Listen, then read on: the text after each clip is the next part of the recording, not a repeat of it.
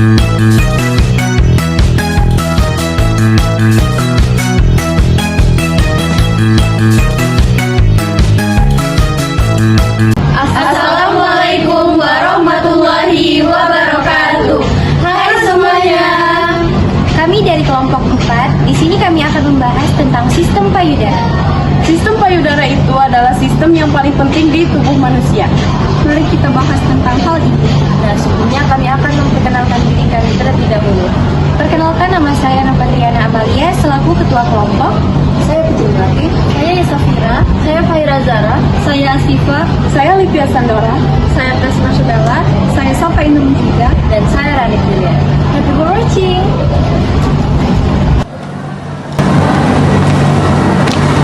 Baik, di sini saya akan menjelaskan apa sih itu payudara.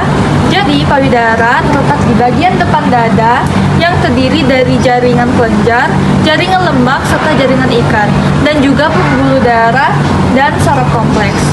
Payudara terdapat pada laki-laki dan perempuan, namun perkembangan dan fungsinya lebih utama ke perempuan karena pengaruh dari hormon-hormon reproduksi. Payudara merupakan organ sekunder reproduksi yang memiliki fungsi utama dalam proses laktasi dan juga pemberian air susu ibu atau ASI kepada bayi setelah melahirkan. Baiklah, di sini saya akan menjelaskan fungsi payudara.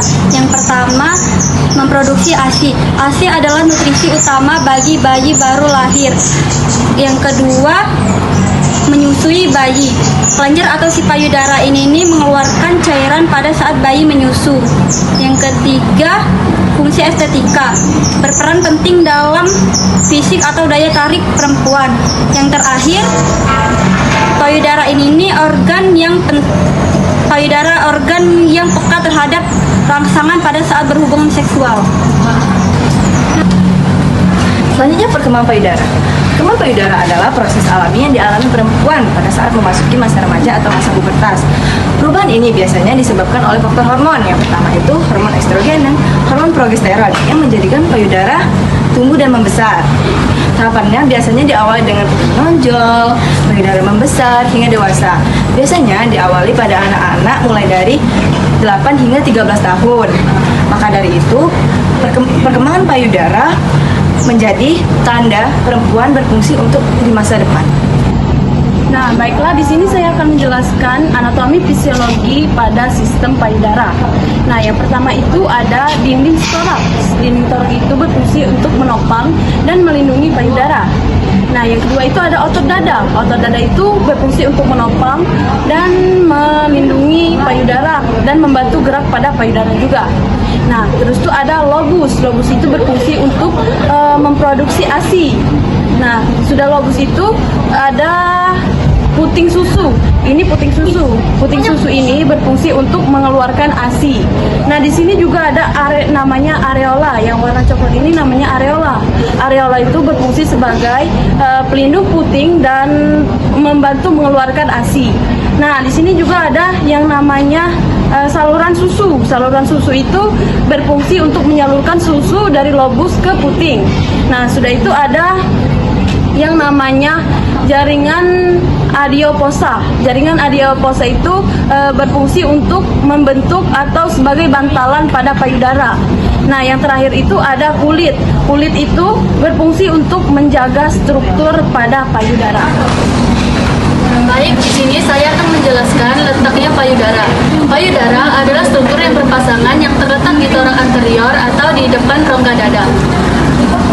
Bagian sini, payudara juga terdapat pada wanita maupun pria, tetapi lebih menonjol pada wanita setelah pubertas. Payudara wanita juga memiliki kelenjar mamae atau kelenjar susu pada sistem reproduksi wanita. Di sini saya akan menjelaskan kapan payudara mulai diproduksi ASI.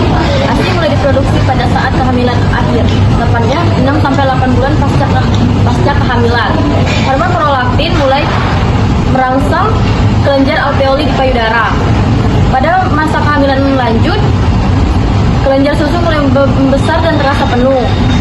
Setelah melahirkan dan plasenta keluar, hormon progesteron mulai menurun sehingga prolaktin mulai bekerja maksimal. memproduksi ASI 2-3 hari setelah melahirkan. Disimpan bayi di payudara membantu memperlancar produksi ASI karena merangsang hormon oksitosin pengeluaran ASI. Jadi payudara mulai memproduksi ASI pada kehamilan akhir, tapi secara sempurna setelah melahirkan dan menyusui. Hormon-hormon yang berperan pada saat menyusui ada dua, yaitu prolaktin dan oksitosin. Prolaktin, hormon ini diproduksi oleh kelenjar pituitari yang berfungsi untuk merangsang produksi ASI pada kelenjar susu. Yang kedua ada oksitosin. Hormon ini juga diproduksi oleh kelenjar pituitari yang berfungsi untuk merangsang kelenjar otot-otot pada payudara pada saat bayi menyusu. Kedua hormon ini bekerja sama untuk memproduksi ASI yang lancar pada saat bayi menyusui. Baiklah, di sini saya akan menjelaskan tentang proses keluarnya ASI. Jadi, proses keluarnya ASI itu dimulai pada saat bayi menghisap puting ibu. Nah, pada saat bayi menghisap puting ibu, ujung-ujung syaraf di dekat areola dan juga puting ini akan mengalami terangsang. Nah, yang dimana rangsangan tersebut akan dikirim ke hipotalamus di otak ibu sebagai sinyal awal untuk memulai proses produksi dan juga pengeluaran ASI. Setelah menerima rangsangan tersebut, hipotalamus akan memberikan perintah kepada kelenjar hipofisis. Apa itu kelenjar hipofisis? Kelenjar hipofisis adalah bagian dari otak ibu yang memproduksi hormon-hormon penting. Nah, di sini kelenjar hipofisis akan melepaskan dua hormon penting, yaitu hormon oksitosin dan juga prolaktin. Yang dimana hormon oksitosin adalah hormon yang mengeluarkan ASI yang sudah terbentuk, dan hormon prolaktin adalah hormon yang memproduksi ASI. Hormon prolaktin bekerja pada bagian dalam payudara, tepatnya di lobulus dan juga lobus. Nah, pada lobulus ini terdapat alveolus sebagai tempat sel-sel penghasil ASI berada. Hormon prolaktin menstimulasi sel-sel di dalam alveolus untuk membentuk dan mengisi kantung tersebut dengan ASI. Nah, lalu setelah ASI terbentuk, barulah di sini hormon oksitosin mengambil alih peran penting.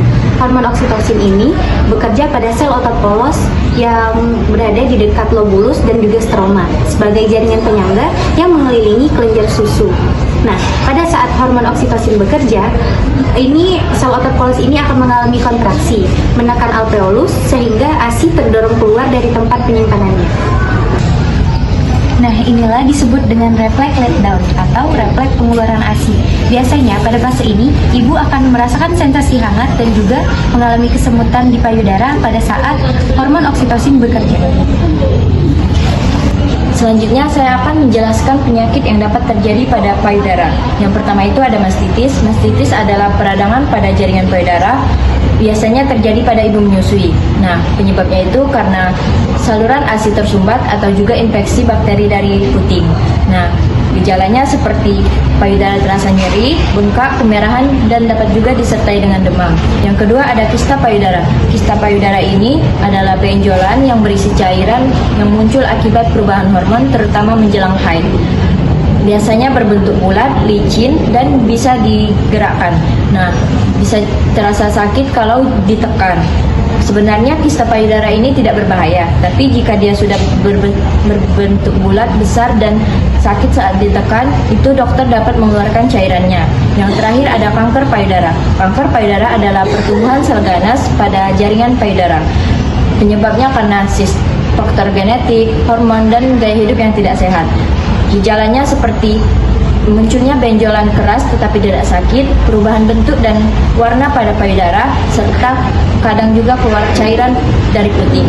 Nah, untuk mencegah kanker payudara ini, kita dapat melakukan pola hidup sehat dan rutin memeriksa payudara.